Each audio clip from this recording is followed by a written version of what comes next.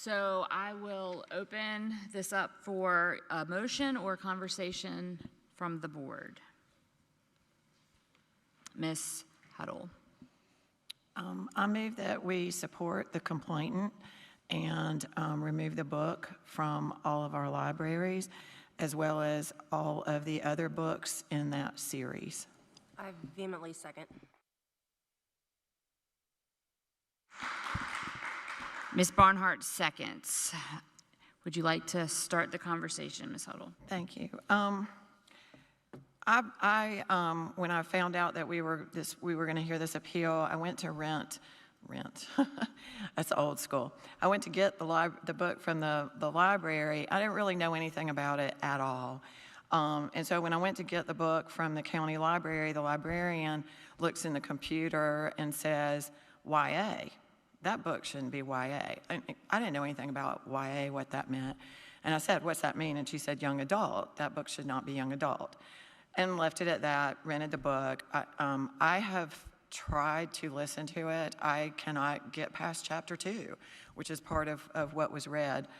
So I did a little research, like why is it YA if this one librarian thinks it shouldn't be YA? And I sent some information to the board members, and I'm not going to read this whole thing, but there was one part of it that I thought was really interesting, because I was trying to figure out, I kept running into reviews that said it had been re-rated from its original YA. By the way, YA is generally 12 to 18. And so I was trying to figure out, why do people think that it got changed? And I ran across an interview that said, Mass agreed, that's the author, Moss, and said that we were now in a golden age of YA, thanks to Twilight and the Hunger Games, but that ACOTAR, which is abbreviation for A Court of Thorns and Roses, which is the whole series, does skew a lot older. She was surprised it was shelved as YA, especially considering there is a 3-day sex marathon in one of the books, A Court of Mist and Fury. But Moss mentions that new adult categorization, which by the way is 18 to 25, hadn't really caught on the way publishers hoped it would. She agreed to publish A Court as YA as long as her editor would censor any of the sexual content. So, and I want to, say one thing as far as, our librarians. There's no way they can read all these books. It's not possible. So, when you have a book come out as young adult, 12 to 18, and it gets some good reviews, I think it's understandable how it got in our libraries, and I don't think there's any blame there. But it sure looks like the publisher did that on purpose to make the book more marketable. And then people have realized that it's not age appropriate, and now you have Target saying it's 22 plus, Amazon 17 plus. Goodreads actually defines new adult 18 to 25 and gives examples of new adult 18 to 25, and this series of books is in the list. So my take on it is the book was misleadingly put in YA, and that's why it ended up in our libraries. It is not young adult, it is new adult 18 to 25, and therefore I don't think it belongs in our libraries. Do I have anyone? Ms. Barnhart.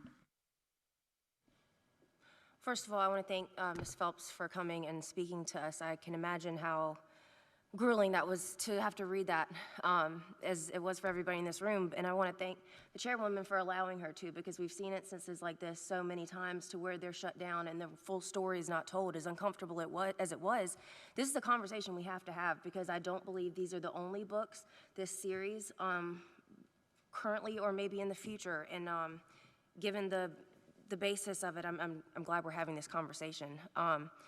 Given the policy, the number one thing in the material selection criteria is educational significance. What part of that book was educational? I understand the good versus evil, the strong female characters. Ms. Huddle mentioned the Hunger Games, Divergent series. There's so many other books that show strong female leads that don't include sexually explicit content.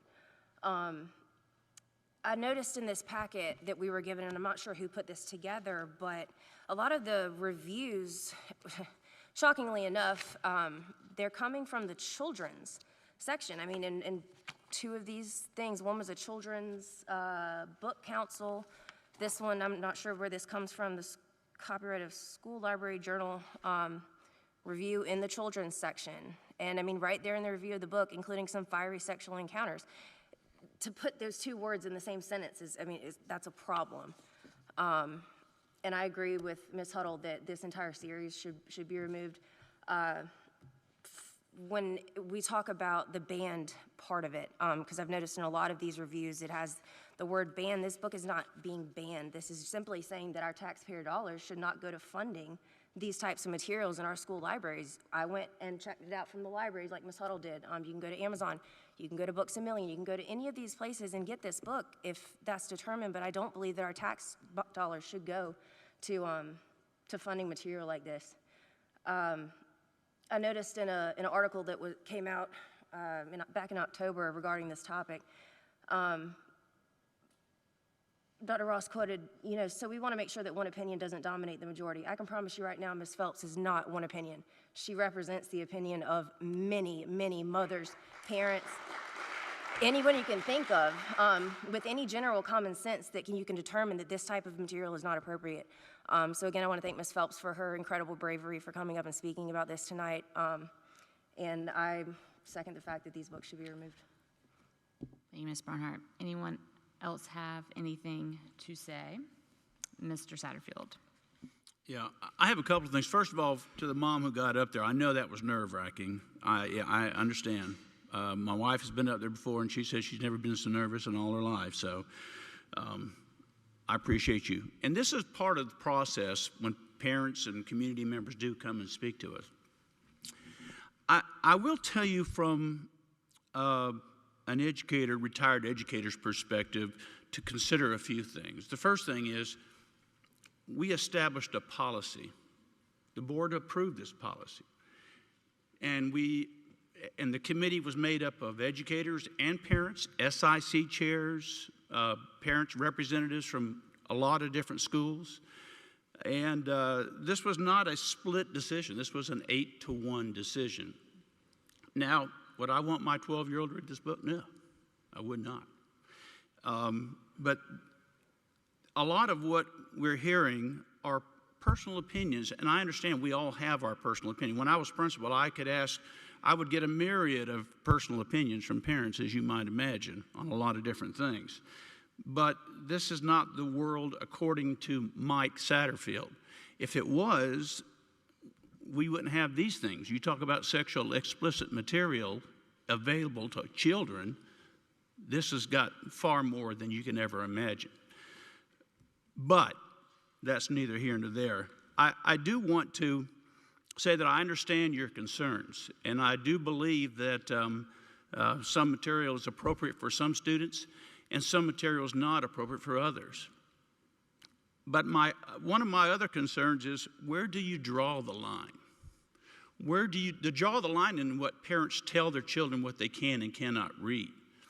You see, if we have books, I've heard, I did ask around to some other folks to get some other opinions. I asked teachers and some parents, and I looked to see what other districts had done, and there are quite a few districts that have, including Beaufort, I think, that at one time had like 90 books just automatically pulled off the shelf. And they did return the book to the shelf. But a lot of folks, as offended as some of you all are with this content, a lot of people are offended with sorcery or talk of sorcery or things that they consider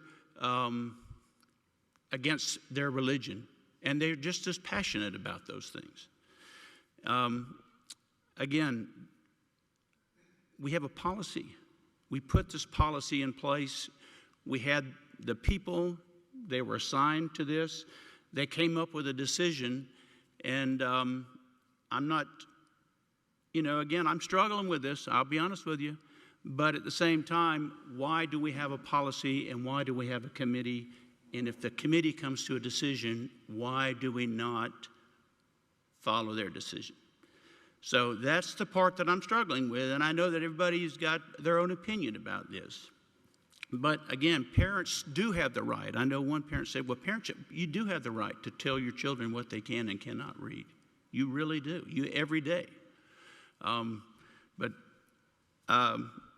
We have a policy, ma'am, Well, this is not interaction. This is not interaction. That would lead to chaos, as you might guess. We have a policy, we have signed the committee did their job, they came up with a decision, and I'm not sure that sends a very good message to the professionals and the parents that served on this committee, that if they came to an 8-to-1 consensus that this book should be returned to the shelves, that we're in support of the policy or their efforts. That is my concern. Thank you, Mr. Satterfield. You're right, we do have a policy, and that policy allows for the committee's decision to be appealed, and that's what we're hearing tonight. I'm going to add my thoughts to this. I did read the book. It's very long, it is very intense, and there are more sections of that book than Ms. Phelps read that reads very similar to that very uncomfortable 2 to 3 minutes of reading that information. I recognize that we have a committee. I recognize that you can have a cell phone and go and obtain really obscene information from a cell phone, from a Chromebook, from the television, from the news, from the public library, from a bookstore, from Barnes & Noble, from Books A Million, for sure. I recognize that. But those are not schools. Those are not public schools.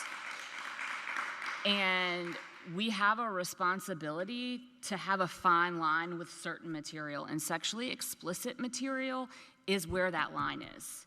We're not talking about all of the other conversations about books that are challenged or controversial. That's not what this conversation is tonight. Tonight is sexually explicit material and putting that information that, in my opinion, conflicts with state law at times in the hands of minors, which is anyone under the age of 18.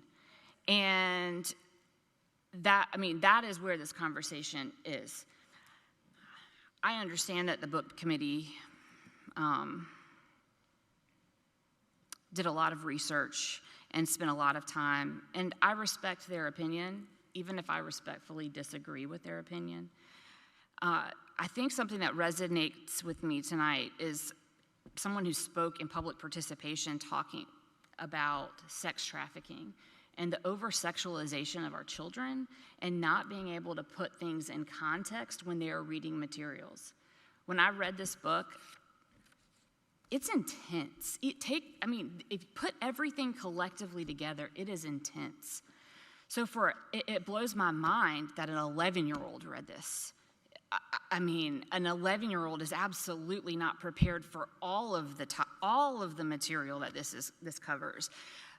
An emotionally sensitive 17-year-old, 18-year-old is not.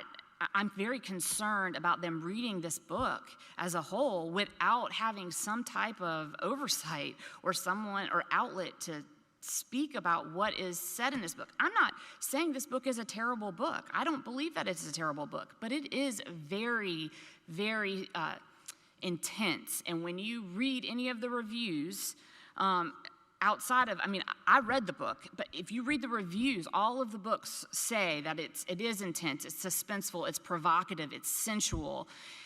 There are all of these sexual descriptors about a book that we have in a public school, whether it's a library or not. And I understand we have an opt-out form, but parents don't know what to opt out of.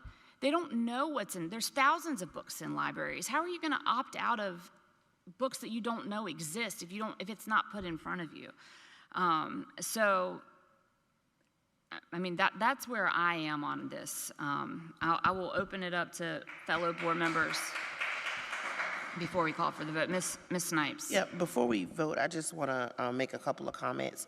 And I'm not here to change anybody's mind. I just want to be on record as sharing my position in response to a couple of things that have come up here. Mr. Satterfield said, he's conflicted, And, I'm not. I just, I've had very open conversation with most of you, and on my position of, call it banning or not, taking books out of the library. That's just what we're doing.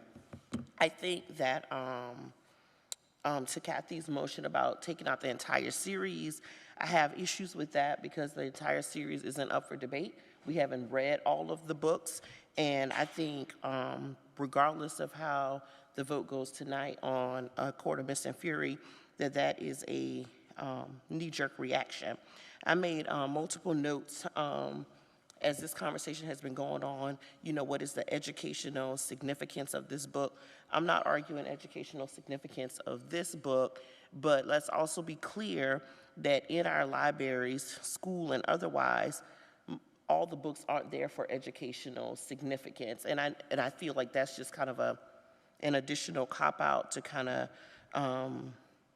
sway the way that we're leaning into this book. I've also shared thoughts about different processes for when parents don't want their kids to read books. I agree. There are a ton of books in the library, and it's hard to know what you can opt into. But I do believe that once books start becoming challenged, then they're on everybody's radar, and parents can have the option, or maybe we could look at them having an option for their kids to opt in to be able to read the book, as opposed to asking parents as opposed to asking parents to, to opt out.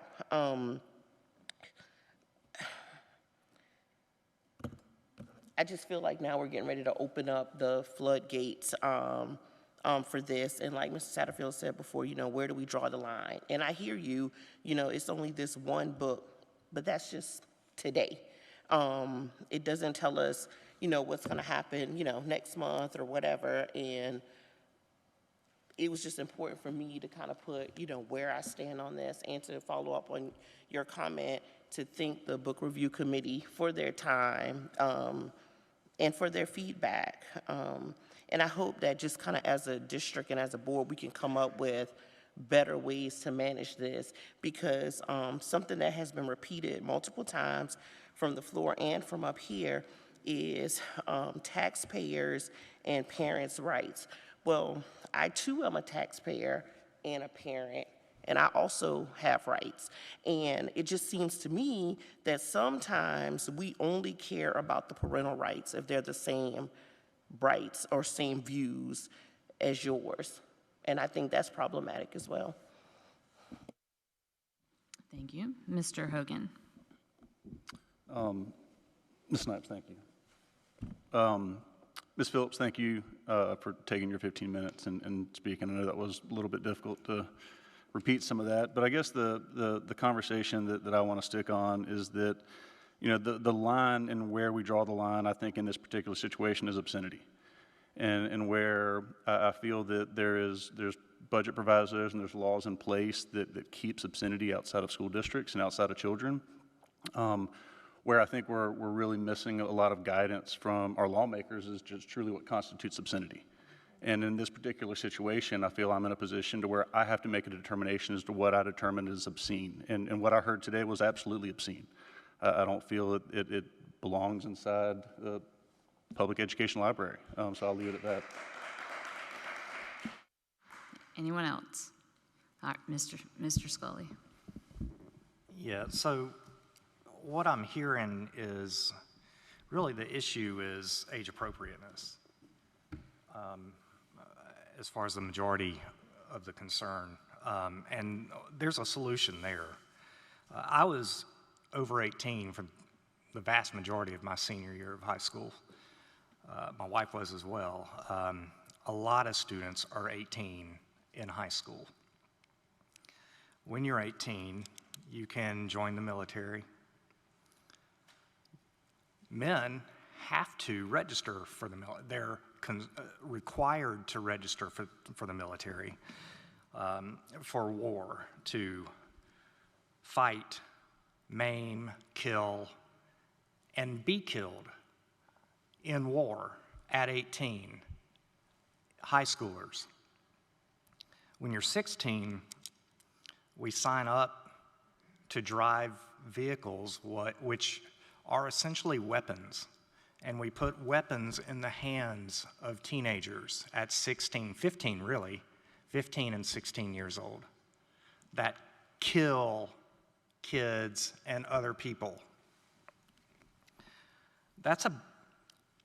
It's a big gap for me to say that we can allow our kids, our high school students rather, our students to participate in those types of activities, but they can't read a book.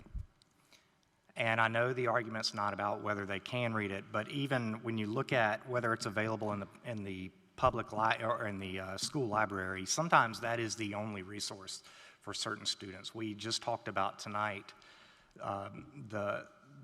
the extent of persistent poverty. A lot of those families don't have the ability to go to their public library. The only place that they can even get their kids to go is to school, public school, and the only reason they can go to school is because they're picked up by a bus. So they don't have the ability to go to a library or go to a store. And even if they can go to a store, they don't have the money to buy a book if that's what they wanted to do. They're fighting just to be able to afford a meal. So any kind of subscription service that would cost money to have access to books would be problematic. And that's not fair to our poverty-stricken families and students to take a book out of their hands, out of their availability. But again, would I have my daughter read this book? Absolutely not.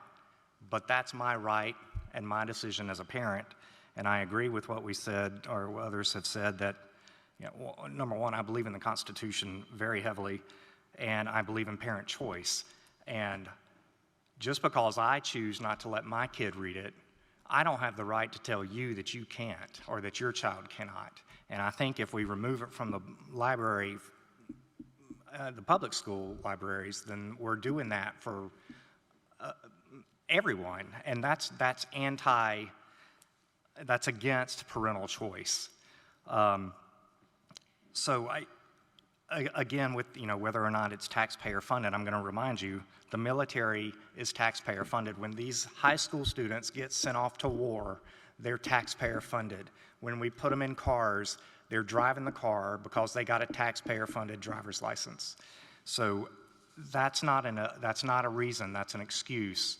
And so I don't agree that pertains in this case. I understand the sentiment.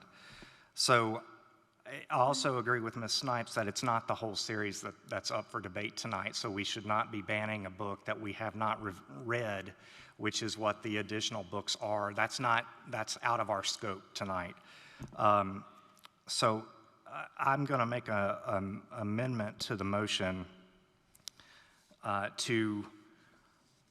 I move to only make the subject book available only to students 18 and older, and that we only consider the book at issue tonight. All right, there's an amendment to the motion on the table. Do I have a second? Ms. Snipes. Any discussion to that, or should Mr. Hogan? Kevin, I am going to disagree with this amendment, not for no other reason than what constitutes obscenity has no bearing whether a student's 18 or 17 or whether it's you or I checking out in the library. There's rules in place that prohibit obscenity from inside a public library or a school library. And so whether the student's 18 or not, it's still, in my opinion, this constitutes obscenity. What about the second half of the motion for the whole series, even though that's not? Ms. Snipes, we can't hear you. Oh, sorry. I asked what about the second part of the amendment for the whole series, which we So haven't read the over here. amendment is what we're discussing right now. We're discussing Mr. Scully's amendment. We're not talking about the amendment was to remove the second part of Ms. Huddle's motion, which is the rest of the series, all of the other books in the series, and that's what Mr. Hogan was speaking to.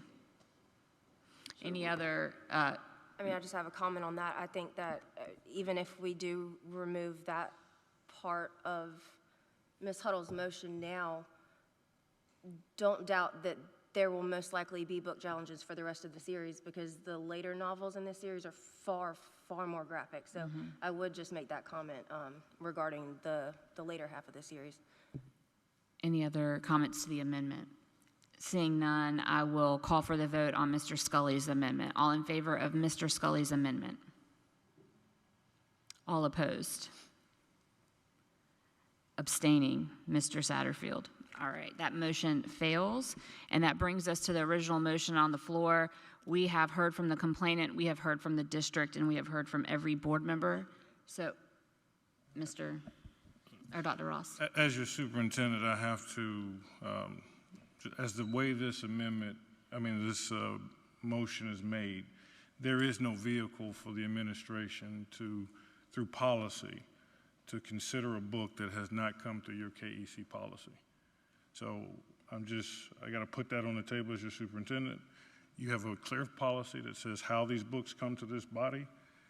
We're considering one right now. If this motion passes, there is no mechanism through policy, unless I'm missing something. So I just wanted to state that.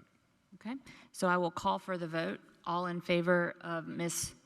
Satterfield? I'm sorry, could you give me a little more clarity on that, Dr. Ross? Correct. If you look at a lot of districts, there have been some districts had as many as 90 books that have gone through the policy, 80-something books that have gone through the policy. Each one of those had to go through the KEC process, either variations of it as adopted by those local school boards.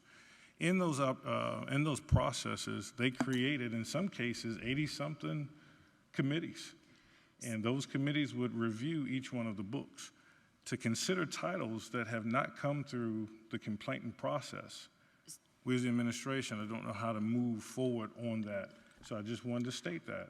I appreciate that, Dr. Ross. I think that that's not what's before the board right now. I mean, Ms. Huddle's motion is before the board. So if we want to reevaluate the policy KEC in the future, I think we do. But for purposes of this hearing, we have a motion on the floor. We've heard from the district, we've heard from the complainant, and we've heard from every board member. So I would like to call for the vote at this. I don't want to go back and forth with all of the different board members. Clarity, Mr. Hogan. So if I'm hearing Dr. Ross correct in the nature of Ms. Huddle's motion, it's to remove A Court of Mist and Fury and the remaining books inside it, correct?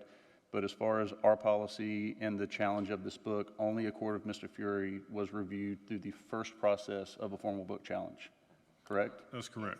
So and just here, I'm talking this out loud as I'm building the plan as I'm flying it. So in the event if a motion's passed to remove another book that has not gone through the first process of a challenge, are we putting ourselves in a situation to where... Well, so Mr. Hogan, I think if we're going to talk about any of those conversations, that is a different conversation from this hearing. I really do believe that I've called for the motion, so I'm going to call for the vote, and I'm not trying to step on your toes, Mr. Hogan, but we've got the motion on the floor. We could debate this back and forth, but that's not the purpose of this hearing tonight. Ms. Huddle made a motion. It was seconded. We've all discussed it, and I think that we all need, we'll call for the vote, and it'll lie where it is, and if we have to readdress the conversation, then that's what we'll do. Ms. Huddle, will you read your motion? I didn't write it down, so I don't know. Did you guys write it down by any chance? Okay, I'll try to paraphrase what I said. I move to support the complainant and remove the book A Court of Mist and Fury and all other books in the Court of Thorns and Roses series from all of our libraries. And I am calling for the vote. All in favor of Ms. Huddle's motion? All opposed to Ms. Huddle's motion? That motion carries 5-2.